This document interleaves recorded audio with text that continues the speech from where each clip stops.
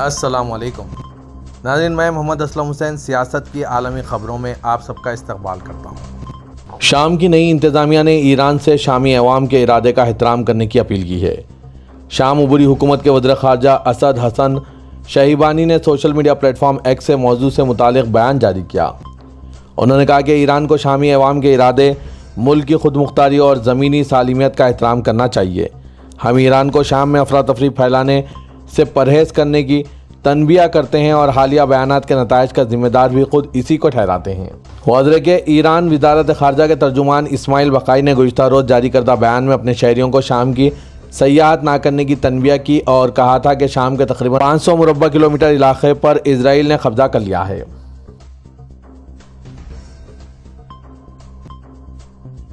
عالمی ادارے صحت نے شام میں حفظان صحت کی ضروریات کو پورا کرنے کے لیے $56 ملین کی ہنگامی امدادی مہم کا آغاز کیا ہے۔ WHO کی جانب سے جاری کردہ تحریری بیان میں کہا گیا کہ شام 8 دسمبر کو بشار الاسد کی حکومت کے خاتمے کے بعد ایک اہم موڑ پر ہیں۔ بیان میں کہا گیا کہ WHO نے برسوں کے تنازعات سے متاثرہ شامیوں کی صحت کی فوری ضروریات کو پورا کرنے کی خاطر $56 ملین کی ہنگامی امدادی مہم شروع کی ہے۔ بتایا گیا ہے کہ WHO کی مہم کا مقصد انسانی بحران کا حل تلاش کرنا اور بحالی کی بنیاد کو تشکیل دینا ہے۔ بیان میں کہا گیا ہے کہ اگلے 6 مہینوں کے دوران عالمی ادارہ صحت اپنے شراکت داروں کے ہمراہ موجودہ کٹھن حالات سے نبرو آزما ہونے، ضروری خدمات کے تسلسل، وبا کی روک تھام، مریضوں کی منتقلی اور نظام صحت کو مضبوط بنانے پر توجہ مرکوز رکھے گا۔ اس بات پر زور دیا گیا ہے کہ ادارہ ہنگامی طبی سامان اور خدمات کی فراہمی کے لیے ترک شہر غازی انتیپ میں اپنے مرکز کا استعمال جاری رکھے گا۔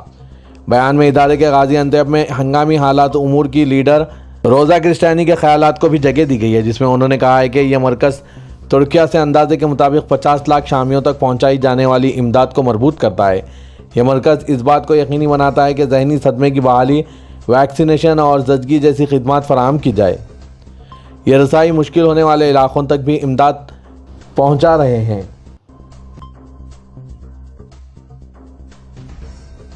لبنان کے نگران وزیر اعظم نجیب میقاتی نے اسرائیل کی جانب سے جنگ بندی معاہدے کی بار بار کی جانے والی خلاف ورزیوں پر گہری تشویش کا اظہار کیا ہے۔ انہوں نے جنگ بندی معاہدے کی خلاف ورزیوں کا سلسلہ بند کرنے اور سرحدی علاقوں سے اسرائیلی فوج کے فوری انخلاء کا مطالبہ کیا۔ نجیب میقاتی نے لبنانی حکومت کے ایک اجلاس کے دوران مزید کہا کہ لبنان مفاہمت کی شرائط پر قائم ہے، جبکہ اسرائیل خلاف ورزیاں جاری رکھے ہوئے اور یہ ناقابل قبول ہے۔ انہوں نے کہا کہ گزشتہ روز ان کے جنوبی لبنان کے دورے نے انہیں اندازہ کیا کہ جنوبی علاقوں میں لوگوں کی اپنے گھروں کو واپسی کے لیے استحکام اور امن کی شدت سے ضرورت ہے۔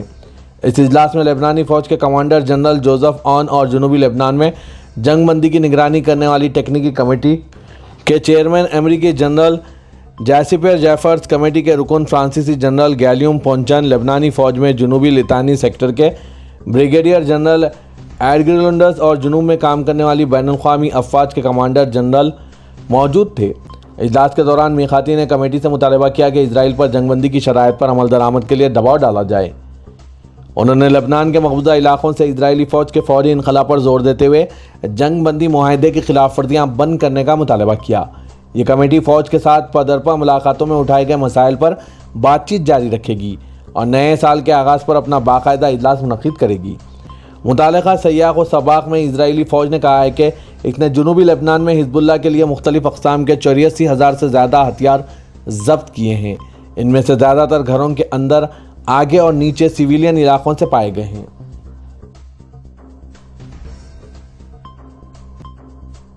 شامی حکام نے شامی عیسائیوں کی طرف سے متعدد شہروں میں ریلیوں کے درمیان 25 اور 26 دسمبر کو سرکاری تعطیل کا اعلان کیا۔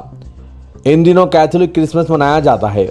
الوطن اخبار میں شائع ہوئے بیان میں حکومت نے کہا ہے کہ ریاستی اداروں کے تمام ملازمین کے لیے آج 25 اور کل 26 دسمبر 2024 کو سرکاری تعطیل کا اعلان کیا گیا۔ وہ لازمی خدمات کے ادارے اور متعلقہ وزارتیں جن کی سرگرمیاں ضروری ہے وہ کام کرتی رہیں گی۔ نئی حکومت کے برسر اقتدار آنے کے بعد شام میں مسیحی آبادی پر ظلم و ستم کے خلاف گزشتہ روز شام کے دارالحکومت دمشق کے نواحی علاقوں اور مسیحی علاقوں میں پرامن احتجاجی مظاہرے کیے گئے تھے۔ شامی گروہوں کے غیر ملکی جنگجوؤں کے ایک گروپ کی جانب سے ہما گورنری کے عیسائی اکثریتی قصبے اخلیبیا میں کرسمس ٹری کو جلائے جانے کے بعد مظاہرے شروع ہوئے تھے۔ مقامی حکام نے بعد میں کہا کہ درخت جلانے کے واقعے کے مجرموں کو گرفتار کر لیا گیا اور انہیں سزا کا سامنا کرنا پڑے گا۔ امریکہ کے نومنتخب صدر ڈونالڈ ٹرمپ نے وفاقی سزائے موت کے 37 افراد کی سزا کم کرنے پر سبکدوش ہونے والے صدر جو بائیڈن کی تنقید کی اور اسے متاثرین کے اہل خانہ اور دوستوں کے لیے ایک دھکا قرار دیا۔ ڈونالڈ ٹرمپ نے ٹروتھ سوشل پر لکھا، جو بائیڈن نے ابھی ہمارے ملک کے 37 بدترین قاتلوں کی سزائے موت کو تبدیل کیا ہے۔ جب آپ ہر ایک کی حرکتیں سنیں گے تو آپ کو یقین نہیں آئے گا کہ جو بائیڈن ان کی سزا کم کر دی ہے۔ اس کا کوئی مطلب نہیں، اس سے رشتہ داروں اور دوستوں کو مزید غم پہنچا ہے۔ وہ یقین نہیں کر سکتے کہ ایسا ہو رہا ہے۔ جو بائیڈن نے گزشتہ روز وفاقی سزائے موت کے 40 میں سے 37 افراد کی سزا کو کم کر دیا، ان کی سزائے موت کو عمر قید میں تبدیل کر دیا۔ میڈیا رپورٹس کے مطابق اس فہرست میں کم از کم 5 بچوں کے قاتل اور کئی اجتماعی قاتل شامل ہیں۔ اپنے بیان میں جو بائیڈن نے زور دے کر کہا کہ وہ ان قاتلوں کی مذمت کرتے ہیں، ان کی قابل مذمت حرکتوں کے متاثرین کے لیے دکھ کا اظہار کرتے ہیں اور ان تمام خاندانوں کے لیے غمزدہ ہیں جنہیں ناقابل تصور اور ناقابل تلافی نقصان پہنچا ہے۔ سبکدوش ہونے والے صدر نے مزید کہا کہ وہ پہلے سے کہیں زیادہ اس بات پر قائل ہے کہ امریکہ کو وفاقی سطح پر سزائے موت کا استعمال ختم کرنا چاہیے۔ جن 3 افراد کو استثناء نہیں دیا گیا وہ ہے زوخارا سارنیف، جس نے اپریل 2013 میں بوسٹن میراتھن میں بم دھماکے کیے تھے۔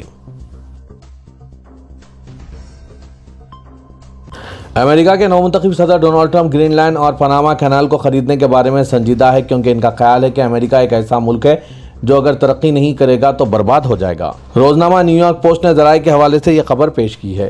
آنے والے امریکی سربراہ کے قریبی ذرائع نے کہا، ٹرمپ کا خیال ہے کہ جو سلطنتیں ترقی نہیں کرتی ہے وہ ناکام ہونا شروع ہو جاتی ہے۔ وہ تاریخ کا طالب علم ہے اور یہ مکاتب فکر میں سے ایک ہے۔ وہ دراصل ماضی کے صدور کی حمایت کرتے ہیں جو بر اعظم میں توسیع کے قائل تھے۔ وہ جانتے ہیں کہ یہ وراثتی شے ہے جسے سیاسی مخالفت سے بگاڑا یا چھینا نہیں جا سکتا، جبکہ ایک دیگر اہلکار نے کہا کہ وہ اس معاملے پر 100% سنجیدہ ہیں۔ ذرائع نے بتایا کہ ڈونالڈ ٹرمپ کے پچھلے دور میں بھی ان کی انتظامیہ نے در حقیقت اس مسئلے کو حل کرنے کا اقدام کیا تھا، جس میں خریداری کے طریقوں کا تعین اور اثاثوں کی شناخت شامل ہے جو ممکنہ طور پر لین دین میں استعمال ہو سکتے ہیں۔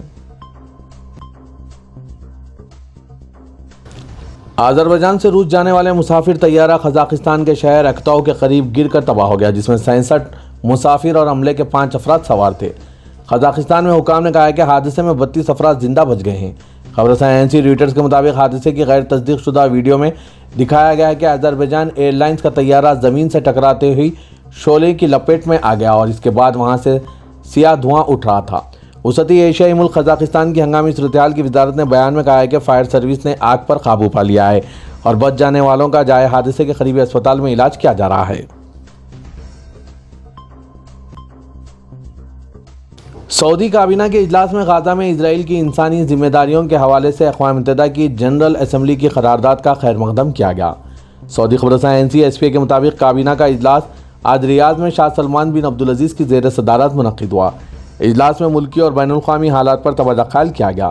علاوہ ازیں ٹیلی کمیونیکیشن اور خلائی ٹیکنالوجی کمیشن تنظیم نو اور انسٹی ٹیوٹ آف پبلک ایڈمنسٹریشن کے لائحہ عمل میں تبدیلی کی منظوری بھی دی گئی۔ اجلاس کے آغاز میں کابینہ کو ولی عہد شہزادہ محمد بن سلمان سے عراقی وزیراعظم محمد شیع سوڈانی سے ملاقات اور خطے میں ہوئی پیش رفت کے لیے کی جانے والی کوششوں کے بارے میں آگاہ کیا۔ کابینہ میں اقوام متحدہ کی جنرل اسمبلی کی جانب سے منظور کی گئی قرارداد کو سراہا، جس میں عالمی سطح پر فلسطینیوں کو امداد کی فراہمی کے لیے اسرائیل کی انسانی ذمہ داریوں کے حوالے سے عالمی عدالت انصاف سے مشاورتی رائے کی درخواست کی گئی اور قرارداد کے حق میں ووٹ دینے والے ممالک کے مثبت کردار کو سراہا گیا۔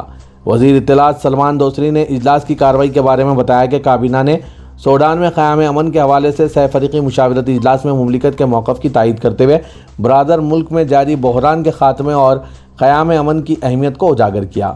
اجلاس نے سال 2024 میں ڈیجیٹل تبدیلی کے حوالے سے اقدامات کو سراہا، جن میں شہریوں اور مقیم غیر ملکیوں کے علاوہ وزیٹرز کو فراہم کی گئی خدمات کو جاری رکھنے، انہیں مزید بہتر اور معیار زندگی کو بلند کرنے کے علاوہ تجارتی سرگرمیوں و مثبت مقابلے فضا میں اضافہ کرنا ہے۔ کابینہ نے گزشتہ دنوں ریاض میں ہوئی کانفرنس اور نمائشوں کے بارے میں بھی تفصیلی رپورٹ کا جائزہ لیتے ہوئے برآمد ہونے والے نتائج پر اطمینان کا اظہار کیا۔ سعودی عرب میں آرٹ اینڈ کرافٹ کی دنیا میں تخلیقی صلاحیتیں دکھانے والی طیبہ یونیورسٹی کی سعودی آرٹسٹ مدینہ منورہ کی ثقافت کو رائل آرٹ کے ذریعے اجاگر کر رہی ہے۔ سعودی عرب کی سرکاری نیوز ایجنسی واس کے مطابق مدینہ منورہ کی رہائشی اور طیبہ یونیورسٹی سے ویژول آرٹ کی گریجویٹ ایلیان اوفی نے اس فن میں نمایاں مقام حاصل کیا۔ رائل آرٹ ایک ایسا فن ہے جو चिपकने वाले मवाद से आर्ट के मुनफरिद नमूने तैयार करने में इस्तेमाल होता है। यह मादा कुछ देर में शीशे की तरह ठोस शक्ल इख्तियार कर लेता है। सऊदी आर्टिस्ट एलियान ओफी अपनी तख्लीकी टेक्निक से राल मादे को डीतरी अशिया या चमकदार तह बनाने के लिए इस्तेमाल करती है, जो सख्त होने पर शीशे की मानिंद नज़र आते हैं। एलियान ओफी के तैयार करदा फ़न पारे मदीना मुनव्वरा की सकाफ़त की अक्कासी करते हैं, जिनमें मुकामी अनासिर जैसे मदनी खत्ताती, गुलाब, पुदीना और तुलसी के पत्तों की बैच शामिल हैं। मदीना मुनव्वरा में आने वाले ज़ायरीन के इन तैयार करदा फ़न पारे शौक़ से बतौर तोहफ़ा ख़रीदते हैं, जिनमें तस्बीहां, चाबियों के छल्ले, मुनफरिद ज़ेवरात, दीवार पर नस्ब करने वाली घड़ियां और दीगर सजावटी अशिया शामिल हैं।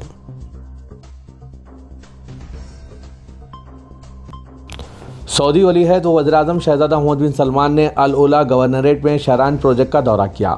अल अखबारिया अखबार 24 के मुताबिक सऊदी वली अहद ने प्रोजेक्ट की तामीर और तरक्की के अहम मराहिल का जायज़ा लिया और प्रोजेक्ट पर काम करने वाले कारकुनों से मुलाकात की।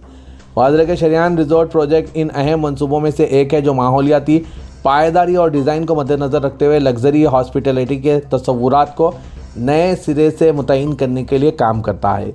अरब न्यूज़ के मुताबिक शरान प्रोजेक्ट का तसव्वुर और इंटरनेशनल समिट सेंटर फ्रांसीसी मुअम्मर जैन नोएल ने डिज़ाइन किया है। यह बराह रास्त शरान नेचर रिजोर्टों की चट्टानों की शक्लों में तामीर की जाएगी, जिसे अल उला के कदीम नबाती फ़न तामीर और ड्रामाई सहराई मंजर से मुतासिर किया गया है। फ्रांसीसी engineering group Saudi engineering firm अलमानी के साथ मुश्तरका मंसूबे के जरिए इस रिजोर्ट को तामीर कर रहा है। तुर्किया के सदर रजब तैयब एर्दोगान ने कहा कि आज़ाद शाम के परचम और तुर्किया के चांद सितारे वाले परचम को देखकर हमारा दिल खुश हो रहा है। सदर एर्दोगान ने हज़ब इक़्तिदार जस्टिस एंड डेवलपमेंट पार्टी के कौमी असम्बली ग्रुप इजलास से खिताब किया। 8 दिसंबर को शाम में 61 साला असद की बात से इक़्तिदार के ख़ात्मे की याद दहानी करवाते हुए उन्होंने कहा है कि बुज़दिल असद अपनी अना के मुताबिक अपने करीबी तरीन अफराद को छोड़कर शाम से फ़रार हो गया। दारुल-हुकूमत दमिश्क पर शामी इनकलाबियों के कंट्रोल के बाद इस मुल्क के सामने एक नया सफ़ा खुल गया है। शामी अवाम ने एक ऐसे रास्ते पर क़दम रख दिया है कि जहां वो अपनी तकदीर का फ़ैसला खुद करेंगे और हमें इस पर बेहद मसरत महसूस हो रही है। सदर एर्दोगान ने कहा कि हलब, दमिश्क, हामा, हमस और दरआ में शामी और तुर्क परचमों को एक साथ देखकर हमें खुशी हो रही है। उन्होंने कहा कि जल्द ही हलब में तुर्क कौंसल खाना भी खिदमात का आगाज़ कर देगा।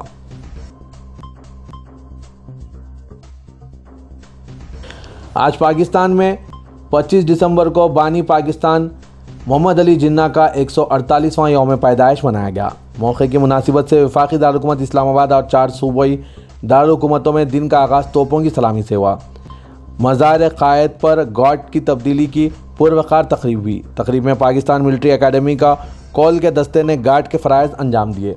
मोहम्मद अली जिन्ना एक मेहनती, बाउसूल, ईमानदार और रास्त गोश शख्सियत के मालिक थे। इनकी दूर अंदेशी ने बड़े सग़ीर के मुसलमानों को एक नज़रिए के परचम तले जमा किया और इनकी अनथक मेहनत ने इस नज़रिए को एक वजूद अता किया जिसका नाम पाकिस्तान है।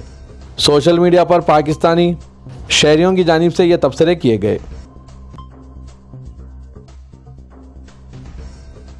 पाकिस्तान के शहर इस्लामाबाद में मौजूद सऊदी सिफारत खाने ने आज यहाँ यौम क़ायद आज़म यानी जिन्ना की सालगिरह के मौके पर पाकिस्तानियों को मुबारकबाद पेश की। सोशल मीडिया प्लेटफॉर्म एक्स पर अपने ऑफिशियल अकाउंट पर सऊदी सिफारत खाने ने कहा कि हम पाकिस्तान के बरादर अवाम को बानी पाकिस्तान क़ायद आज़म मोहम्मद अली जिन्ना के यौम विलादत पर मुबारकबाद और इस अजीम लीडर के नाकाबिल फरामोश कारनामों को खिराज तहसीन पेश करते हैं।